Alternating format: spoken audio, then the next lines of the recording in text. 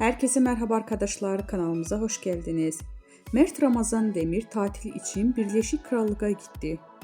Yalı Çapkın dizisinin Ferit karakterini tanınan Mert Ramazan Demir, askerlik hizmetini tamamladıktan sonra Birleşik Krallık'ta tatile gitti. Demir tatilden yeni paylaşımlarını Instagram hayranlarıyla paylaştı.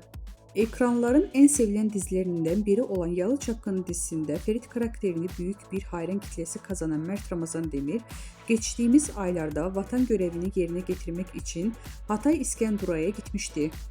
Askerlik hizmetini tamamlayan ünlü oyuncu, sosyal medya hesabından askerlik sürecine dair paylaştığı fotoğrafları hayranlarından büyük ilgi gelmişti. Yemin töreninde paylaşılan karelerde oldukça dikkat çekmişti.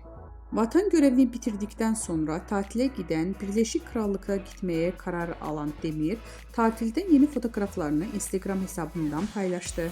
Küçük Haziran notuyla yaptığı paylaşımı takipçileri tarafından büyük beğeni topladı.